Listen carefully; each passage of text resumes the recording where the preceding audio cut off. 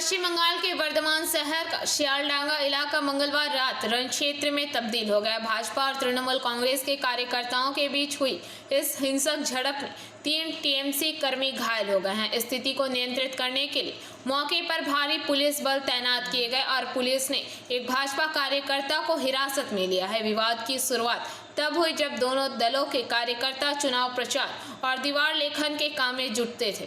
देखते ही देखते बहस हाथापाई और मारपीट में बदल गई। इधर भाजपा नेताओं का आरोप है कि जब उनके कार्यकर्ता वर्धमान शहर के पुलिस लाइन इलाके में घर घर जाकर जनसंपर्क कर रहे थे, तब तृणमूल नेता श्यामल राय के नेतृत्व में उन पर हमला किया गया। भाजपा का दावा है कि उन्होंने केवल आत्मरक्षा में जवाबी कार्रवाई की।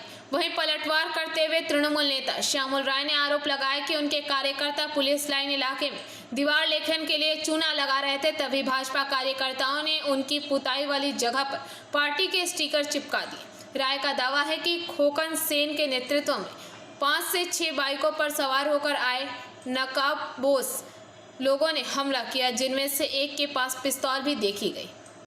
আমরা প্রত্যেক দিনের মতো আমাদের যে নির্বাচনী যে আমাদের কাজ চলছে নির্বাচনের আগে যে বাড়ি বাড়ি গিয়ে প্রচার, তো ভারতীয় জনতা পার্টির কর্মীরা বাড়ি বাড়ি গিয়ে প্রচার জিটি রোড চত্বরে আমরা প্রচার করছিলাম। তো সেই প্রচার চলাকালীন তৃণমূলের গুন্ডা বাহিনী অতর্কিত আক্রমণ করে, জয় বাংলা স্লোগান দিতে থাকে, আমাদের কর্মীদেরকে আক্রমণ করে। আমরা ঐক্যবদ্ধ ছিলাম, আমরা আশঙ্কা করেছিলাম যে যেভাবে ক্রমাগত আক্রমণ বাড়ছে এবং আমরা মানে ভারতীয় জনতা পার্টির কর্মীরা একত্রিত হয়ে আমরা যেহেতু প্রচারে বেরিয়েছিলাম, তাই যখন আমাদের উপর আক্রমণ উঠে আসে আমরা নিজেদেরকে আত্মরক্ষার জন্য, নিজেদের দেখুন ঢিল মারলে তো পাটকেল খেতে যাবে, তখন আমরা নিজেদের রক্ষা করার জন্য যখন আমরা তার এগেনস্টে স্টেপ নিই, তখন তৃণমূল কংগ্রেসের যে গুন্ডা বাহিনী আছে তখন তাদের ছুটতে বাধ্য করাই আমরা। তারা জায়গা ছেড়ে ছুটে পালিয়েছে, ভয় পেয়েছে, তৃণমূল স্থান ত্যাগ করেছে। ভারতীয় জনতা পার্টির কর্মীদের কাছে তাদের এই একত্রীকরণের জন্য তৃণমূল কংগ্রেস ভয় পেয়ে গেছে, বুঝে গেছে আমাদের। এবং পরবর্তীকালে এবং সমস্ত ঘটনা মিটে যাওয়ার পর আমাদের ভারতীয় জনতা পার্টির কর্মী একজন তিনি কিন্তু সেই কার্যক্রমে ছিলেন না। পরবর্তীকালে সেই স্থানে তিনি যখন তার ব্যক্তিগত কারণে যান, তখন তৃণমূলের কিছু গুন্ডা বাহিনী এসে সেখানে একত্রিত হয়ে সেই একা পেয়ে সেই কর্মীকে আক্রমণ করে এবং তাকে প্রচণ্ডভাবে মানে তাকে ক্ষতবিক্ষত করে দেওয়া হয়, একবারে আহত হয়েছেন পুলিশ কর্মীরা। এই তৃণমূলের চটিচাটা পুলিশ বাহিনী, মেরুদণ্ডহীন পুলিশ বাহিনী তাকেই অপরদিকে আবার থানাতে তুলে নিয়ে গেছে। আমরা তার নাম জয়ন্ত, আমরা অবিলম্বে ওনাকে কি মানে থানা কেন ওকে তুলে নিয়ে গেছে, আমরা আইন কানুন কী আছে আমরা সেটা দেখব। এবং তৃণমূলকে আমরা বারবার বলছি যে প্রতিহিংসার রাজনীতি ওরা শুরু করেছে, যে প্রতিহিংসার রাজনীতি।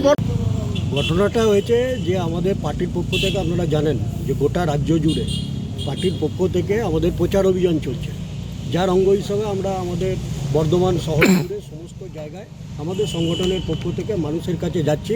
আমাদের প্রচার যে পত্রক আছে সেই পত্রক আমরা মানুষের কাছে শান্তিপূর্ণভাবে পৌঁছাচ্ছি। এবং আমরা যখন আমাদের এই সামনের জিটি রোড ধরে ধরে সমস্ত দু সাইড আমরা প্রচার করতে করতে যাচ্ছি, তখন পুলিশ লাইনের ওই ভিতরের যে মার্কেট, ওই মার্কেটের উপর যখন আমরা পৌঁছাই তখন অতর্কিতে ওখানে তৃণমূলের কিছু কার্যকর্তা আমাদের কর্মীদের উপর চড়াও হয় এবং তারপরে আমাদের সংগত মানে কারণেই আমরা আমাদেরকে আত্মরক্ষা প্রতিরোধ করতে হয়েছে। সেই প্রতিরোধে পিছটান নিয়েছে এবং তথাকথিত নিজেকে যিনি বীর পুঙ্গব ভাবেন বর্ধমান টাউনে এখন মানে নতুন যিনি হালে হয়েছেন, বৈষ্ণব হয়েছেন আর কি, মাছ ছেড়েছেন, কী নাম, শ্যামল রায়, তিনি দৌড় মেরেছেন। আমাদের ইতিমধ্যেই সংবাদ মাধ্যমে অলরেডি প্রকাশিত হয়েছে, ওনারা দেখে নেবেন কীরকম দৌড়াচ্ছে। শ্যামল্লা যেটা অভিযোগ করছে যে ওদের দেয়ালের ওপর বিজেপির স্টিকার মেরে দিয়েছে এবং ওদের কর্মীদের মারধর করা হয়েছে। না, সম্পূর্ণ সর্বৈব মিথ্যা, কোনো এই ধরনের ঘটনা ঘটেনি। এবং বিজেপি পার্টি গণতান্ত্রিক পার্টি, গণতন্ত্রের সমস্ত কিছু নিয়মকানুন মেনেই আমরা বলি পার্টি উইথ এ ডিফারেন্স। মানে আপনাদের প্রচার করার সময় তৃণমূলই হামলা চলছে? অবশ্যই, যেমন এর আগের দিন জেলা সভাপতি করেছিল, ঠিক সেরকম। কী হয়েছে ঘটনাটা হয়েছে আমরা আমাদের পার্টির পক্ষ থেকে প্রচার অভিযান চালাচ্ছিলাম পুলিশ লাইন মার্কেটে, যখন আমরা 12 নম্বর ওয়ার্ড তৃণমূল কংগ্রেসের সভাপতি পলাশ দাসের নেতৃত্বে আমরা আমাদের ওয়ার্ডে দেওয়াল চুনকাম এবং এলাকায় যে সব দেওয়ালগুলো লেখা ছিল না সেগুলোকে মুছে পুনরায় চুনকাম করার কাজ করছিল। আমরা হঠাৎ আমরা দেখতে পাই যে কিছু বহিরাগত, যার চিহ্নিত মুখ খোকন সেন এবং পিন্টু শাম, দেবজ্যোতি সিংহ রায় সহ